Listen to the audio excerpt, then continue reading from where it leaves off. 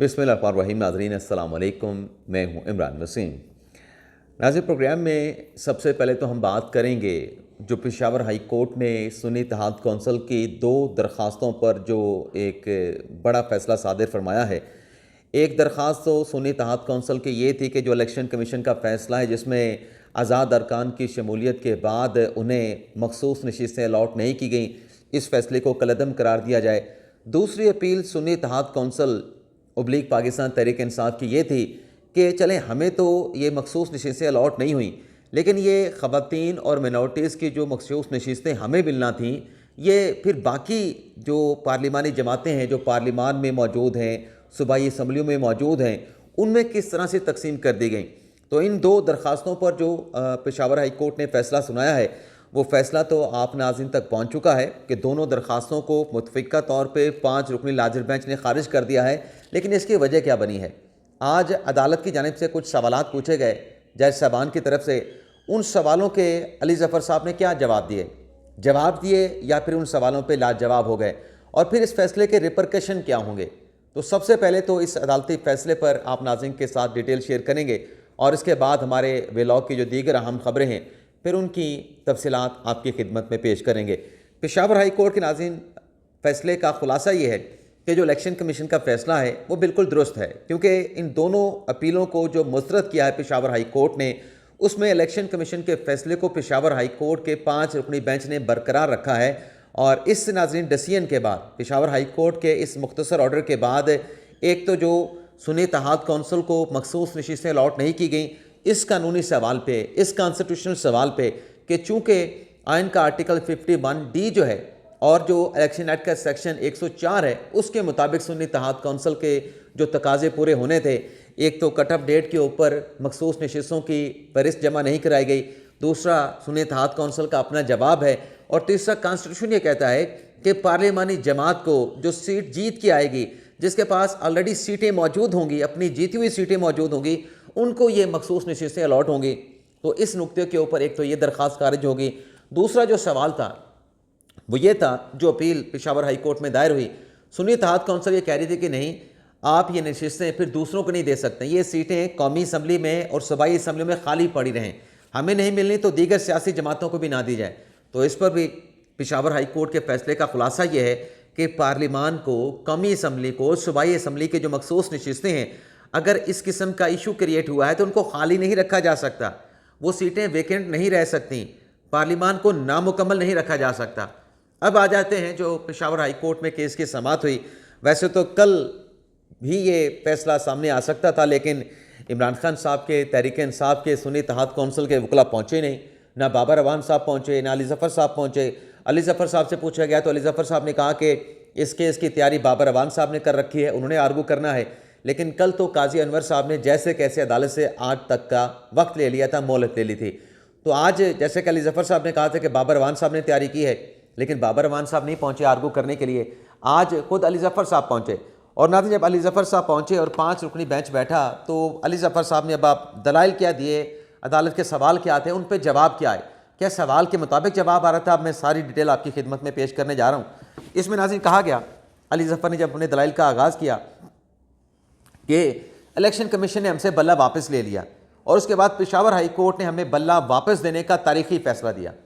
अब वो तारीखी फ़ैसला सुप्रीम कोर्ट से सेटिस्फाइड हो चुका है, क्योंकि जब पेशावर हाई कोर्ट के फ़ैसले में इनको बल्ला मिला था, फिर सुप्रीम कोर्ट में मामला आया था और सुप्रीम कोर्ट ने कहा था नहीं, इलेक्शन कमीशन का फ़ैसला दुरुस्त है। तो ये तारीखी फ़ैसला कैसे हुआ? जो सेटिस्फाइड हो गया उस फैसले का तो वजूद ही नहीं। फिर आगे अली ज़फ़र साहब कहते हैं कि सुप्रीम कोर्ट ने इलेक्शन कमीशन के हक़ में फ़ैसला सादिर फरमा के बल्ला वापस ले लिया। फिर अगर बल्ला वापस ले लिया था और इलेक्शन कमीशन का बरकरार हुआ था फ़ैसला, तो फिर तारीखी फ़ैसला कैसे हुआ? अब आप तैयारी देखें। आगे कहते हैं कि मुख्तलिफ निशानात के बावजूद हमारे उम्मीदवारों ने मुख्तलिफ सिम्बल्स के ऊपर इलेक्शन लड़ा और वो जीते हमारे आज़ाद अरकान। अली ज़फ़र साहब ने कहा कि सुन्नी इत्तेहाद कौंसिल में कौंसिल मखसूस नशिस्तों की अहल है।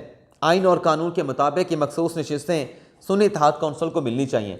जब आपने ये आर्गूमेंट करना है तो आपने अदालत को ये बताना है कि आइन का कौन सा आर्टिकल है और कानून का कौन सा सेक्शन है जिसके तहत ये सीटें सुन्नी इत्तेहाद कौंसिल को मिलनी चाहिए। अब सवाल था आइन का आर्टिकल 51 के सब क्लॉज डी का और इलेक्शन एक्ट के सेक्शन 107 का, उसका कहीं जिक्र नहीं है। अली ज़फ़र साहब के दलाइल में कहीं जिक्र नहीं है। वो ये कहते हैं कि 78 मखसूस नशिस्तें जो कौमी असम्बली की थी और जो सूबाई असम्बलियों की थी, वो इलेक्शन कमीशन सुन्नी इत्तेहाद कौंसिल को देने का पाबंद था। अब जज साहब ने उनसे सवाल पूछा, अली ज़फ़र साहब ये बताएं कि आप 78 नशिस्तों का जिक्र कर रहे हैं, लेकिन क्या हमारे सामने पूरे मुल्क का मुकदमा है या सिर्फ KPK का मुकदमा है? तो फिर अली ज़फ़र साहब ने अपने आर्गूमेंट को चेंज करके कहा कि नहीं, आपके सामने सिर्फ KPK के जो अरकान असम्बली हैं, सिर्फ उनका मुकदमा है। अली ज़फ़र साहब ने कहा कि हमारे ऊपर सुन्नी इत्तेहाद कौंसिल पे एतराज़ ये उठाया गया है कि सुन्नी इत्तेहाद कौंसिल ने इलेक्शन नहीं लड़ा और मखसूस नशिस्तों की फहरिस्त जमा नहीं करवाई। सुन्नी इत्तेहाद कौंसिल की नशिस्तें कब्ज़ा ग्रुप्स को दे दी गई। आर्गूमेंट क्या है कि सुन्नी इत्तेहाद कौंसिल को जो मखसूस नशिस्तें मिलनी थी, वो दीगर जो सियासी जमातों को दी गई, वो कब्ज़ा ग्रुप से थी, उनको दे दी गई सीटें। जज साहब ने कहा, अदालत ने कहा कि अली ज़फ़र साहब ऐसा ना करें, इन दीगर सियासी जमातों को सीटें मिली हैं तो उनको कब्ज़ा ग्रुप्स ना कहें। आप ऐसे आर्गूमेंट ना करें, ये इलेक्शन कमीशन के फैसले के खिलाफ आप आए हैं। ये इलेक्शन कमीशन का फैसला दीगर सियासी जमातों को मखसूस नशिस्तें देने का, आप सियासी जमातों को ब्लेम नहीं कर सकते। अली ज़फ़र साहब ने आर्गूमेंट वो छोड़ के आगे कहा कि हमने सेक्शन 104 को भी चैलेंज किया है। अब ये नाज़रीन ऊँट पहाड़ के नीचे आया है। जब आप खुद कह रहे हैं कि आपने सेक्शन 104 को चैलेंज किया है, तो इसका मतलब है सेक्शन 104 की मौजूदगी में इलेक्शन कमीशन ने जो फैसला किया था, वो फैसला बिल्कुल दुरुस्त था। आप अब इस नुक्ते पे गए हैं कि सेक्शन 104 जो है वो कॉन्स्टिट्यूशन के मुनाफी है, आइन के बरक्स है। तो फिर जब तक ये आइन का आर्टिकल 104 मौजूद है, तो तब तक तो फिर इलेक्शन कमीशन का फैसला ठीक है। ये तो आपको बहुत पहले फिर चैलेंज कर देना चाहिए था, जब आप सुन्नी इत्तेहाद कौंसिल में शामिल हुए थे और ये सवालात उठने शुरू हुए थे कि ये पार्लिमानी जमात नहीं, ये सियासी जमात है, इसने अपने निशान के ऊपर कोई इलेक्शन नहीं जीता, इसने ख़वातीन की मखसूस नशिस्तों की फ़हरिस्त जमा नहीं कराई, तो आपको पहले ही ये सब कुछ कर लेना चाहिए था। तो फिर आपने खुद नहीं किया। आगे सुने, अली ज़फ़र कहते हैं कि सुन्नी इत्तेहाद कौंसिल को का इलेक्शन लड़ना ज़रूरी नहीं था। अब जजेस के सवाल सुनते जाएं। जीतने के लिए अदालत ने कहा कि कोई सियासी जमात जीतने के लिए इलेक्शन लड़ती है, इंतखाबात में अगर कोई सियासी जमात हिस्सा ना ले तो क्या होगा? अब यहाँ पे उसका कोई जवाब नहीं आया जो सवाल हुआ है। अली ज़फ़र साहब ने कहा कि आइन के आर्टिकल 17 के तहत ये जो मखसूस नशिस्तें हैं, ये सुन्नी इत्तेहाद कौंसिल का बुनियादी हक है। अब नाज़रीन, आइन का आर्टिकल 17 जो है वो सियासी जमात बनाने और सियासी जमात में शमूलियत अख्तियार करने के हवाले से है कि आप सियासी जमात में शमूलियत अख्तियार कर सकते हैं। एज ए इंडिविजुअल की बात हो रही है, रुकने पार्लिमान की बात नहीं हो रही यहाँ पे। एज ए सिटीज़न आपको सियासी जमात बनाने का हक है। एज ए सिटीज़न आप उस सियासी जमात में जा सकते हैं, लेकिन जब आप इलेक्शन लड़ेंगे तब सूरत हाल और हो जाती है, तब शमूलियत की नेचर चेंज हो जाती है। तब फिर 51 है इनका आर्टिकल और इलेक्शन एक्ट का सेक्शन 104 है। इसके बाद नाज़रीन, अली ज़फ़र साहब को प्यास लगी तो उन्हें पानी पीने के लिए फ़राहम किया गया। अदालत ने कहा कि आप मुसाफिर हैं, मुसाफिर को पानी दे दें। फिर अदालत ने कहा कि सुन्नी इत्तेहाद कौंसिल ने तो इलेक्शन में कोई सीट नहीं जीती। अली ज़फ़र साहब ने कहा कि बिल्कुल ठीक है। जस्टिस अरशद अली साहब ने कहा कि जब आपने सुन्नी इत्तेहाद कौंसिल को ज्वाइन किया आपके आज़ाद अरकान ने, तो क्या आपको इल्म था कि सुन्नी इत्तेहाद कौंसिल ने मखसूस नशिस्तों की फ़हरिस्त नहीं जमा करा रखी? इसका नाज़रीन सवाल का कोई जवाब नहीं आया। अदालत ने कहा कि एक सीट भी नहीं है सुन्नी इत्तेहाद कौंसिल के इंतखाबी निशान पर जीतने वालों की, तो ये आज़ाद अरकान कैसे सुन्नी इत्तेहाद कौंसिल को ज्वाइन कर सकते हैं? बड़ा अहम सवाल किया अदालत ने। आगे उन्होंने कहा कि पॉलिटिकल पार्टी इलेक्शन लड़ेगी, ये आइन और कानून में लिखा है कि पॉलिटिकल पार्टी इलेक्शन लड़ेगी और जो मखसूस नशिस्तें उसको मिलेगी जो जीत के आएगा। अब इसको कहाँ पे लेके जाए अदालत? जहाँ पे विन का लफ्ज़ इस्तेमाल किया गया है, अदालत कहाँ पे लेके जाए?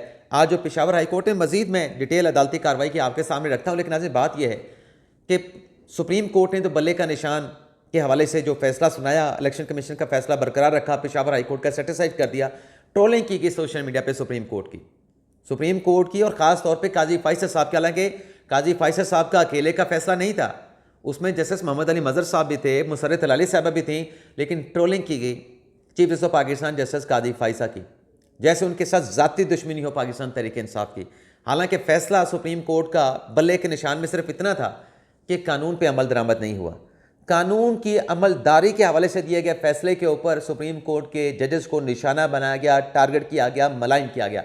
अब बनाए ना पेशावर हाई कोर्ट ने जो इलेक्शन कमीशन के फैसले को बरकरार रखा है कि मखसूस नशिस्तें सुन्नी इत्तेहाद कौंसिल को ना देने का इलेक्शन कमीशन का फैसला दुरुस्त है, तो पेशावर हाई कोर्ट के जज साहबान को भी गालियाँ देंगे, उनके खिलाफ भी ट्रोलिंग होगी, वही सलूक होगा जो सुप्रीम कोर्ट के जजेस के साथ किया गया, काजी फायसा के साथ किया गया। इसके अलावा नाज़रीन, अली ज़फ़र साहब कहते हैं कि आइन कोई पाबंदी नहीं लगाता। सवाल क्या था कि एक सीट भी नहीं तो कैसे आज़ाद अरकान उस सियासी जमात में शमूलियत अख्तियार कर सकते हैं।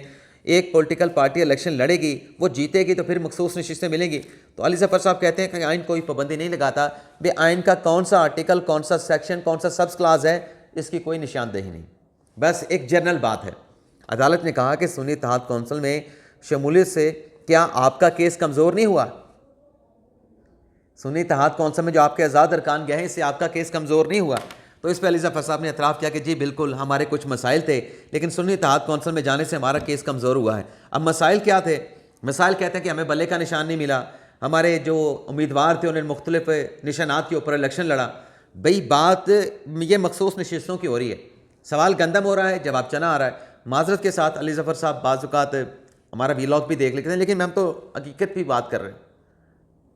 आगे नाज़रीन बात हुई, अली ज़फ़र साहब ऐसे है बड़े अच्छे इंसान, गुस्सा नहीं करते। आगे कहते हैं अली ज़फ़र साहब के बाप पार्टी को मखसूस नशिस्तें अलॉट की गई। इसी तरीके से तो अदालत ने कहा कि बाप का तो फिर हक होता है ना, उसका ज़्यादा हक होता है। तो अली ज़फ़र साहब ने कहा कि हमें भी आप अपना बेटा समझ लें, हमें भी बेटा समझ के मखसूस नशिस्तें सुन्नी इत्तेहाद कौंसिल को दे दें। अक्सरियत के बावजूद हमें ये मखसूस नशिस्तें नहीं मिलें। तो यहाँ पे उनके दलाइल मुकम्मल हो गए अली ज़फ़र साहब के। और इसके बाद फिर सिकंदर बशीर मोहम्मद साहब ने अपने दलाइल का आगाज़ किया। सिकंदर बशीर साहब ने कहा कि अदालत का दायरा अख्तियार ही नहीं है कि इन अपीलों को सुने, और सिर्फ पेशावर हाई कोर्ट ने सिंध और पंजाब में भी इसी नोयत की, इसी दरख्वास्त गुजार की तरफ से अलग से दरख्वास्तें दायर की गई और लाहौर हाई कोर्ट में लार्जर बेंच बनाने की भी इस्तदा की गई। यहाँ पे सिकंदर बशीर मोहम्मद इलेक्शन कमीशन के वकील के दलाइल भी मुकम्मल हुए। फिर एडिशनल एडवोकेट जनरल ने दलाइल दिए। उनका ये कहना था कि आज़ाद अरकान शामिल हो गए जब सुन्नी इत्तेहाद कौंसिल में, तो वह पार्लिमानी जमात बन गई। तारीफ़ ये है कि इंतखाबात में हिस्सा लिया हो, सियासी जमात की तारीफ़ ये है। एडिशनल एडवोकेट जनरल पंजाब ने कहा कि उसने इलेक्शन में हिस्सा लिया हो। इसके बाद फैसला महफूज हुआ, और अब से कुछ देर पहले जब मैं ये वीलॉग रिकॉर्ड कर रहा हूँ तो अदालत की जानिब से ये जो मखसूस फ़ैसला है वो अनाउंस कर दिया गया है। और सुन्नी इत्तेहाद कौंसिल को मखसूस नशिस्तें नहीं मिली, और जो सुन्नी इत्तेहाद कौंसिल जिन मखसूस नशिस्तों का दावा कर रही थी, वो जो दीगर पार्लिमानी जमातों को, नून लीग को, पाकिस्तान पीपल्स पार्टी को, MQM को, मौलाना फजल रहमान को, इस्तेकाम पाकिस्तान पार्टी को, जितनी भी सियासी जमातों को वो मखसूस नशिस्तें तकसीम हुई, वो फैसला भी पेशावर हाई कोर्ट ने करार दिया कि बिल्कुल ठीक है। सूबाई असम्बलियों को और पार्लिमान को, कौमी असम्बली को जो है वो नामुकम्मल नहीं रखा जा सकता। इसके अलावा नाजरीन, जो इमरान खान साहब पे मुलाकात की पाबंदी लगी है, उस हवाले से भी आज शेर अफजल मरवत साहब की दायर की गई अपील पे समाअत हुई है। जस्टिस अरबाब मोहम्मद ताहिर साहब लाहौर हाई कोर्ट के, इस्लामाबाद हाई कोर्ट के जज हैं, उन्होंने समाअत की। जेल सुप्रिटेंडेंट असद बड़ाइच पेश हुए। उनकी तरफ से कहा गया कि कई सौ दरख्वास्तें हमारे पास आती हैं इमरान खान के साथ मुलाकात करने के लिए। हमें जो कहा गया है वो वकला के अलावा 6 अफराद के साथ मुलाकात का इमरान खान साहब ने कहा है। यहाँ मेरे पास 7000 कैदी हैं, रोज़ाना 6 अफराद को मिलने की इजाज़त नहीं दी जा सकती। जज साहब ने कहा कि क्या आप अदालती हुक्म की खिलाफ वर्जी चाह रहे हैं?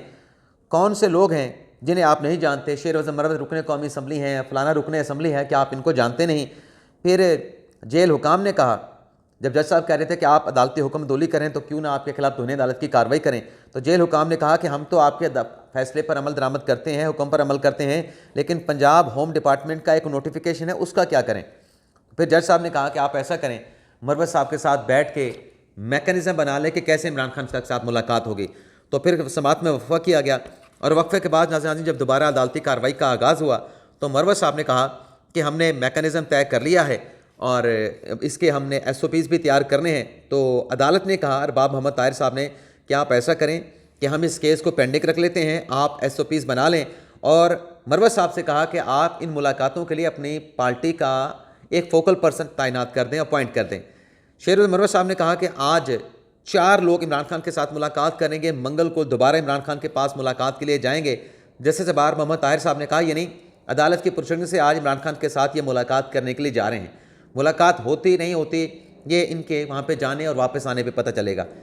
जज साहब ने कहा कि हम आपको नहीं कह रहे कि सब लोगों की जेल में बानी PTI से मुलाकात की इजाज़त दे दें, ये प्रॉब्लम इस वजह से आ रही है। जेल सुप्रिटेंडेंट ने कहा कि दुनिया जहान के आदमी आके कह रहे हैं कि वो वकील है और खान साहब से मुलाकात करनी है।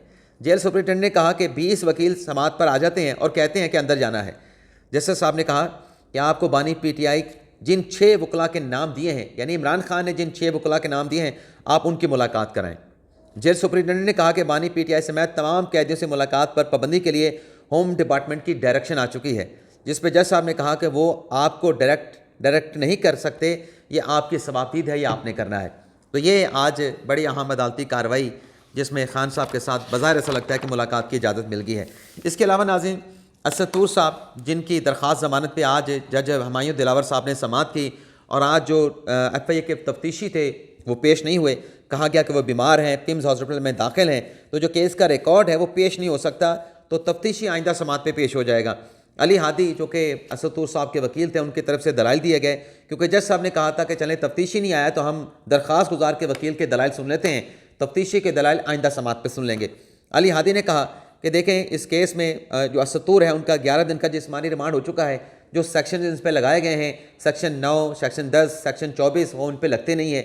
ये गैर कानूनी की गिरफ्तारी है। बताया कुछ गया था, किसी और केस में गिरफ्तार कर लिया गया, FIR में कुछ और लिखा गया है, इल्ज़ाम कुछ और था, और फिर सुप्रीम कोर्ट की अदालती कार्रवाई का हवाला भी दिया कि काजी फैसल साहब ने कहा था कि ये जो सेक्शन आपने लगाए हैं 9, 10, 14, ये तो लगते नहीं। और वहाँ पे कमरे अदालत में एडमिट भी किया गया था अटॉर्नी जनरल की तरफ से भी और FIA के हुकाम की तरफ से भी। तो फिर अब इतने दिन तो किसी बंदे को गैर कानूनी तौर पर हिरासत में नहीं रख सकते।